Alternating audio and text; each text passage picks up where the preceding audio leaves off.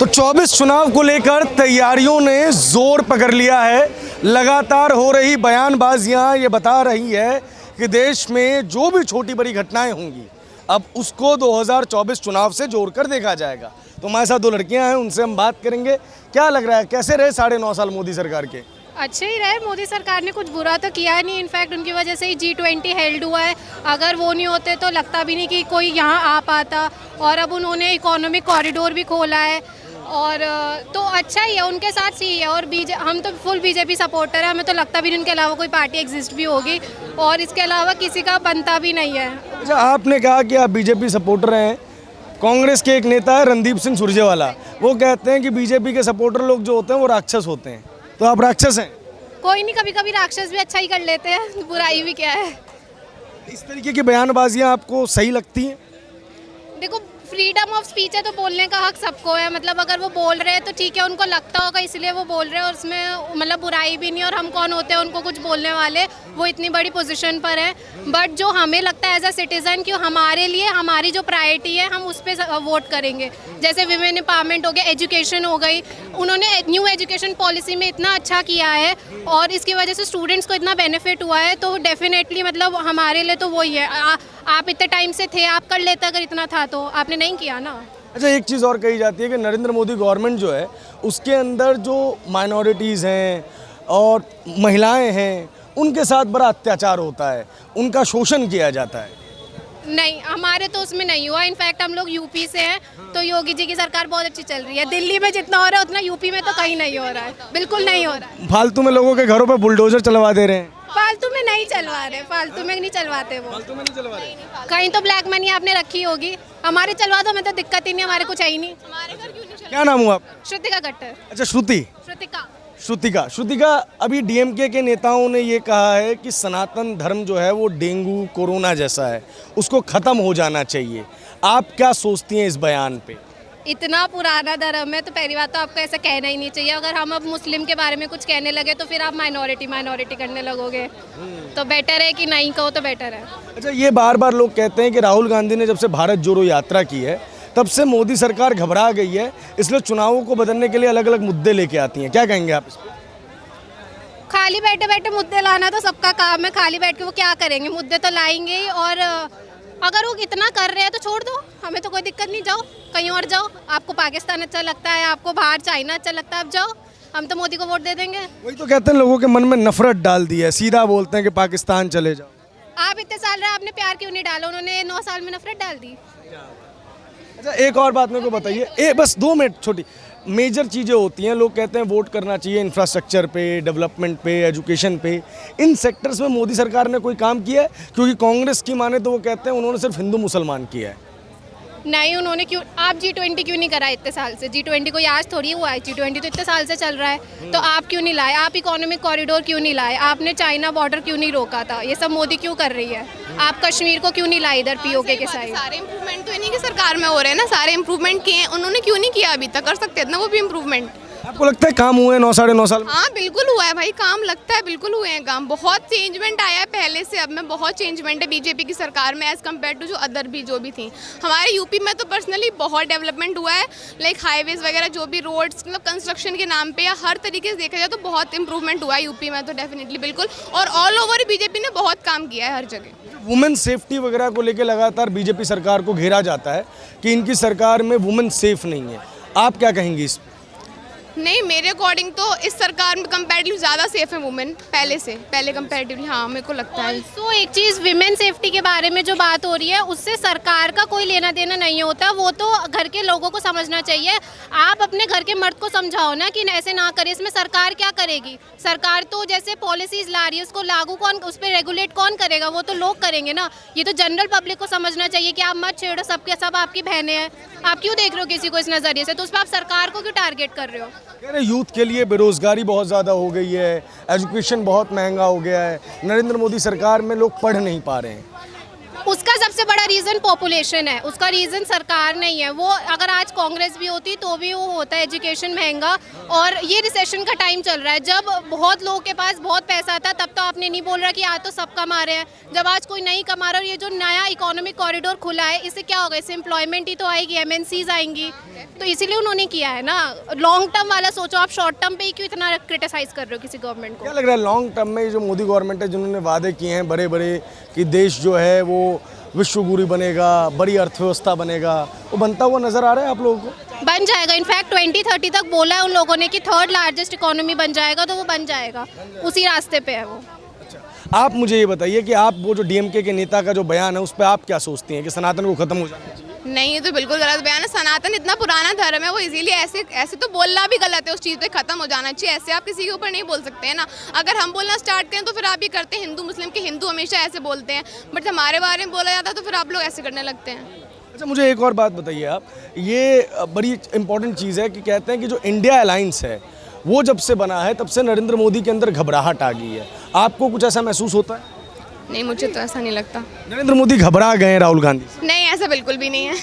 जो ये बोल रहा है मेरे को पता नहीं वो किस वे में बोल रहा है। ऐसा बिल्कुल भी नहीं। नरेंद्र मोदी तो क्यों घबराएंगे किसी से? राहुल गांधी जनता के नेता है और जनता के नेता से नरेंद्र मोदी घबरा गए। नहीं, जनता के नेता होते तो उन्हें वोट क्यों नहीं मिल रहे? मोदी जी को क्यों मिल रहे हैं? कह रहे हैं ईवीएम हैक कर लेते हैं मोदी जी। कोई बात नहीं, आपने क्यों नहीं किया? आप भी करवा लो, आप भी करवा लो। सरकारी जो इंस्टीट्यूशंस हैं, जैसे जजेस हो गए, जुडिशरी हो गई, सीबीआई हो गई, ईडी हो गई, इनका मोदी गवर्नमेंट में गलत प्रयोग होता है विपक्षी नेताओं को डराने के लिए। आपने क्या सही प्रयोग कर लिया इतने सालों में? आप क्यों नहीं इंडिया बढ़ा पाए? उन्होंने चलो गलत करके भी इंडिया तो बढ़ा रहा है ना। एट लास्ट आप क्या देखते हो कि वर्ल्ड में इंडिया कहाँ आ रहा है? जहाँ इंडिया कहीं एग्जिस्ट भी नहीं करता था, आज लोग पूछ रहे हैं।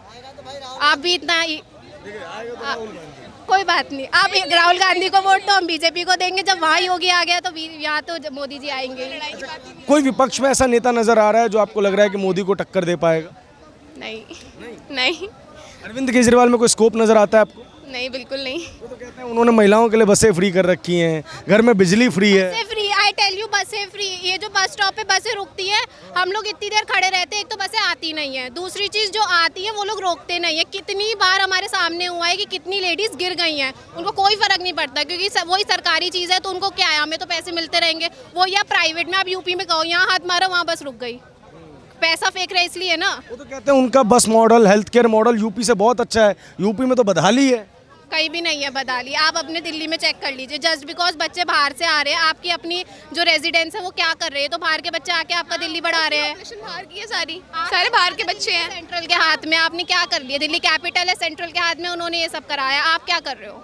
आप तो कुछ भी नहीं कर रहे हैं। वर्ल्ड क्लास हेल्थ मॉडल उन्होंने तैयार किया है। हमें तो नहीं मिला। मैम, क्या लग रहा है ये जो पूरा का पूरा जब से इंडिया अलायंस और भारत जोड़ो यात्रा हुई तब से क्या कांग्रेस रिवाइवल मोड में आ गई है? भाजपा को खतरे की घंटी लग रही है? जी बिल्कुल, ये रिवाइवल मोड में आ गई है। तभी कभी इनके संगठित नेता जो स्टालिन है वो कुछ दिन पहले सनातन उन्मूलन की बात कर रहा था।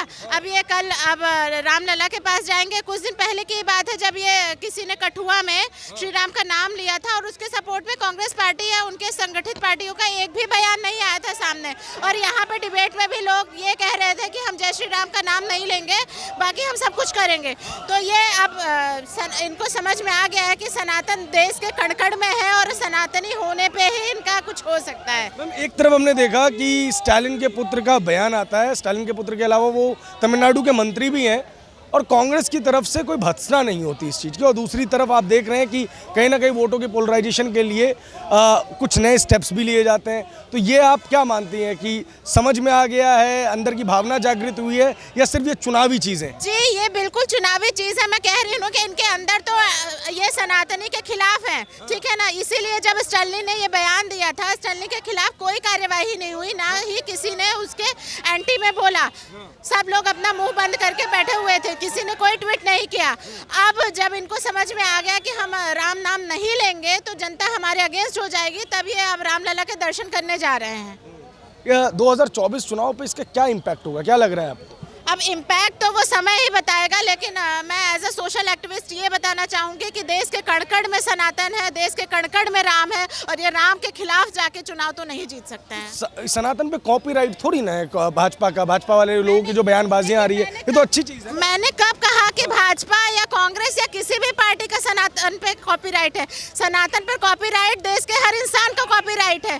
देश की भावना के साथ जो चलेगा वही जीतेगा। ना मैं बीजेपी की बात कर रही हूँ, ना मैं कांग्रेस की बात कर रही हूँ, मैं राम की बात कर रही हूँ, मैं सनातन की बात कर रही हूँ। उनका कहना है कि देखिए हमने इंडिया नाम रखा तो इन्होंने जब G20 की मीटिंग हुई तो प्रेसिडेंट ऑफ भारत कर दिया, जबकि प्रधानमंत्री तो मेक इन इंडिया चला रहे थे, स्किल इंडिया चला रहे थे। तो हमारे इंडिया नाम रखने से मोदी जी घबरा गए। एक मिनट, आपको अगर इतिहास पता हो तो अनुच्छेद 1 में लिखा है इंडिया दैट इज भारत, और ये सेंटेंस किसके आधार पर दिया गया था? अंग्रेजों के आधार पर। भारत नाम विशुद्ध भारतीय नाम है, ना कि इंडिया नाम भारतीय नाम है, ठीक है ना? भारत ही असल नाम है। गलत संविधान में अगर डेफिनेशन दी है तो उसको करेक्ट करने की गुंजाइश है ना। आप ये थोड़ी है कि इन्होंने इंडिया कर दिया इसलिए भारत। हो सकता है ये थोड़ी बहुत वजह हो कि इसकी वजह से कर रहे हैं। तो अगर स्वागत इस बात का होना चाहिए कि जो असली नाम है उसके बारे में बात हो रही है आज। मैं तो इस बात का हिंदी फिल्म का एक पुराना गाना है कि बहुत देर कर दी सनम आते आते, 9.5 साल का समय था। शायद ये भी भूल गए हैं कि एक गाना और था, भारत ने दिया जीरो दुनिया को, कुछ ऐसा करके एक गाना भी था। तो आपको वो गाना क्यों नहीं याद आ रहा है? तब भी तो इंडिया की बात नहीं की गई थी, तब भी तो भारत की बात की गई थी कि भारत ने दुनिया को जीरो दिया है, या भारत ने आर्यभट्ट दिया है, या भारत ने सर्जरी दी है, भारत ने इतनी सारी चीजें दी हैं। तो भारत ने दी थी, इंडिया ने नहीं दी थी। आपको वो गाना क्यों नहीं याद आया? मुझे तो आई लव माई इंडिया भी गाना याद आता है, बहुत खूबसूरत गाना है। बात बहुत सिंपल है मैम, क्योंकि भारत पे किसी का कॉपीराइट नहीं है। इन्होंने भी भारत जोड़ो यात्रा की है। मैंने कब कहा? ये तो आप नहीं, मैं आप पे नहीं, तो मैं सिर्फ भूमिका बांधता हूँ सवाल से पहले, आप उसको अन्यथा ना ले। मैं आपको काउंटर नहीं कर रहा हूँ। मैं आपसे ये पूछना चाह रहा हूँ कि लगातार जो कांग्रेस पार्टी है या उनके जो घटक दल जो इंडिया अलायंस बना के एकजुट हुए हैं, उनका ये मानना है कि भारतीय जनता पार्टी की जो स्ट्रैटेजीज थी प्री इलेक्शन या प्री इंडिया अलायंस फॉर्मेशन या प्री भारत जोड़ो यात्रा, उसमें बड़ा परिवर्तन आ गया है। राहुल गांधी की लोकप्रियता बन गई है और मोदी जी की कुर्सी खतरे में। इस पे आप क्या कहेंगे? देखिए, कुछ दिन पहले ही महिला आरक्षण बिल आया है, ठीक है ना? और उस चीज़ से वो इतना डरे हुए हैं कि बार बार कहते हैं कि ये बिल हमारा था। भाई उनका बिल था तो क्यों उन्होंने पास नहीं करवा लिया? क्यों मोदी जी की जरूरत पड़ी पास के? तो फिर से यहाँ से क्लियर है कि डरा कौन है? डरे मोदी जी या बीजेपी अलायंस नहीं है, डरी दूसरी विपक्षी दल डरा हुआ है, ठीक है ना? महिला आरक्षण बिल आया, महिलाएं आज खुश है, महिलाएं देश की आधी आबादी है, और ये जरूर वोट बैंक में परिवर्तित होगा। I can promise this. यही तो वो भी कह रहे हैं कि महिलाओं के लिए भी हम मोदी जी जुमला लेके आ गए, जैसे लोगों को बाकी लोगों को। तो भाई आप क्यों लेकर नहीं आए? मेरा प्रश्न तो था कि आप क्यों नहीं ले आए? 10 साल पहले आपके हाथ में सरकार थी, आपको लेकर आना चाहिए था। आप क्यों नहीं लेकर आए? आप तो देश को बांटने की राजनीति करते हैं, देश को जोड़ने की भी कभी कोशिश करिए तो बिल्कुल आपको भी वोट बैंक जाएगा।